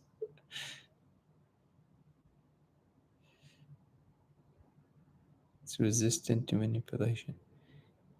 Is it though? It's like, see? It goes against what you believe. That's the thing. And this is why I'm always saying this. There's always this moment where you have to understand that whatever it is that you're convinced of, all of it was arrived by a collection of what makes sense to you, combined with what you've heard from other people that connects with your intuition and what you believe is true. That's all of it, right? And again, of course, I don't for a second think that that must mean that what I was shown was like the ultimate truth, right? In fact, the chances of that being the case, they're almost zero, right? But the concreteness with which it was presented, the specificity was very different than like like a trip. It wasn't like, woo, things are crazy. They were like, okay, you're paying attention? Great. Check this out. Slide 1. That's how it works. I'm not going to recapitulate the whole thing. In fact, one of the things that it seems the whole point of it was, one of the things was that sharing all of it, I'm not really sure that it's not even, it might not be even a thing I'm supposed to be doing. And I'm not sure about that. Okay. However, like some of the elements that I have shared, I don't feel too much disjointed energy when I'm doing it. I'm paying attention every time I speak. And I don't feel like a big thing inside that kind of goes like, no, no, no, no, no. Like I don't feel that. Okay. So I feel comfortable saying the things I am saying. But however, like I'm very careful. Like I'm not saying the whole thing and I'm not sure I'm supposed to. But it's not even the point. I'm not claiming to know the ultimate truth. That's not what I'm saying. I'm saying that my experience in that moment was I was shown something extremely coherent, concrete, specific, slow. In other words, they're making sure I'm paying attention and noticing all the details.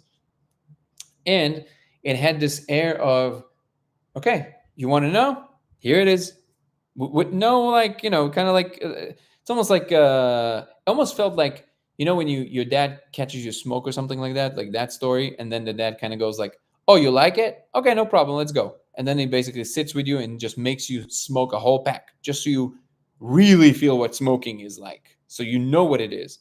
And then you kind of learn your lesson, right? So it kind of felt like that. Not in a punishing way, but in almost like a gentle kind of like, okay, you really want to know? Okay, here's the whole pack. Now you know. And then it basically goes kind of like, now what?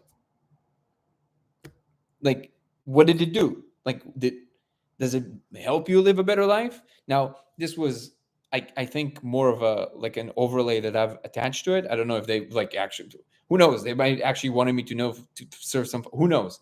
I don't know. It just feels a little delusional for any human being to consider that they have been chosen to know this. Like, I don't think that's the case. What I took from it is this, which is that any truth, no matter how high, how mighty you think you know, including the ones that came from the incredible schools of thought that we've developed over time, which I'm sure that a lot of work went into making sure that it's kind of as close to the truth as we know it as possible. And I'm including religions in it, the ones that are not skewed towards doing horrible things in the name of God, but the ones that are actually aiming towards bettering humanity. All of that, there's always this one other element, which is that it's still always part of a larger picture. And the only thing that matters is how much work is it doing in making your life better. And therefore, the people who surround you lives better as well. All men are born women first. all humans are born fish first. So now I was showing the same thing and made a whole TikTok about it in my channel. Oh, there you go. Until you see Jesus in the sci-fi Hummer. Sci-fi Hummer is like Jesus in a Hummer. That's a really cool image. If you think about the woman, Kirsten is saying, it freaked me out too. If you think about that woman, it's creation energy. Is this from a trip report, Danny? Essentially, yeah. Hey, I'm not saying other people are not finding it interesting. A lot of people tell me that they like hearing my trip reports. I'm just saying when I'm hearing them, I get pretty disinterested. I don't know. You have to get verified. It's helping me a lot. Well, I appreciate it. Let's see.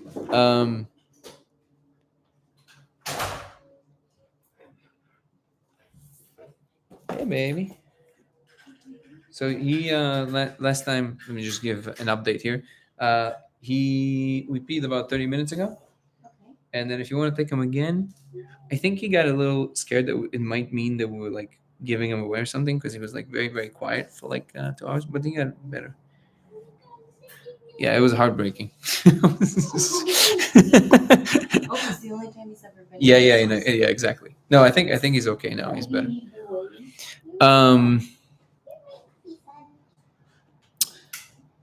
So first of all, Torture Max, you're always welcome, and I do enjoy my interactions with you.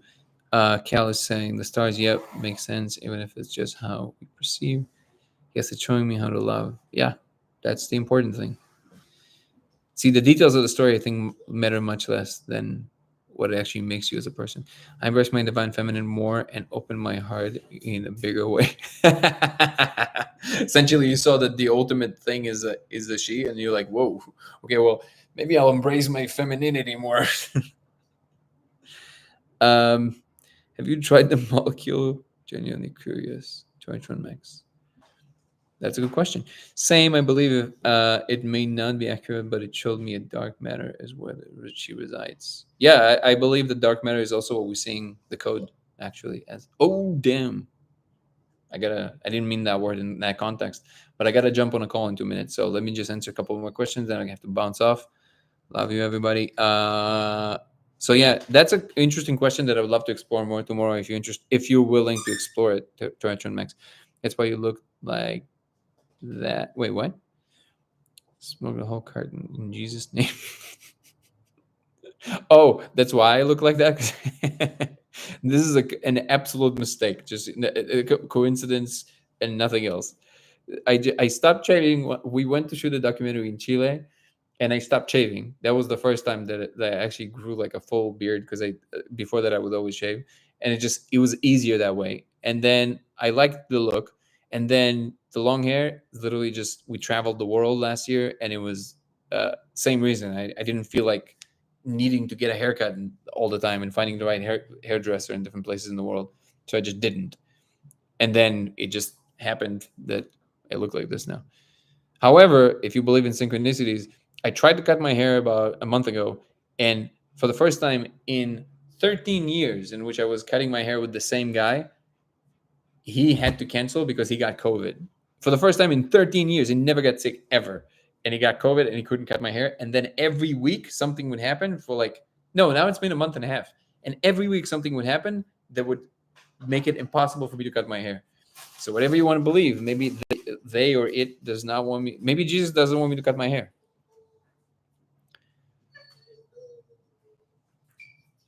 This inquiry has changed my choices drastically. Interesting. I would love to hear more about it. Either DM me or email me lasersimulationx@gmail.com, lasersimulationx@gmail.com, or talk to me about it tomorrow when I jump back on the thing. But I really appreciate your authenticity. Bless you big time in Jesus' name. Well, I appreciate your authenticity as well, and I do appreciate your appreciation. Let me see if I can get a few more of the last comments. Saying believe it may not be. Oh wait. Did he eat yet, baby? Not evening, no, but in the day, yes. And Zena's thing is ready. She ate one, and I filled it up again, so we don't have to do it again. Same believe in. It may not be accurate. Let me trip reports. Oh, Kirsten is saying hi, Kils. Hi, Kirsten. Love you, trip reports. I appreciate you guys.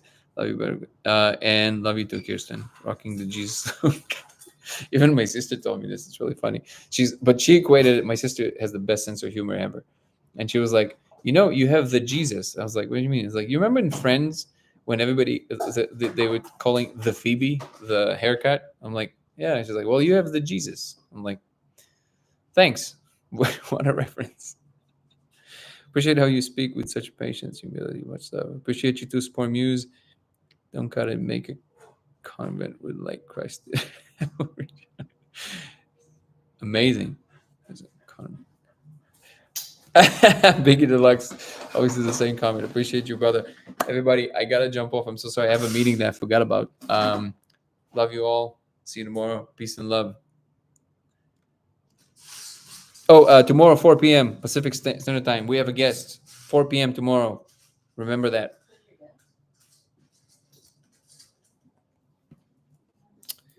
All right, YouTube. See ya. Peace. Love.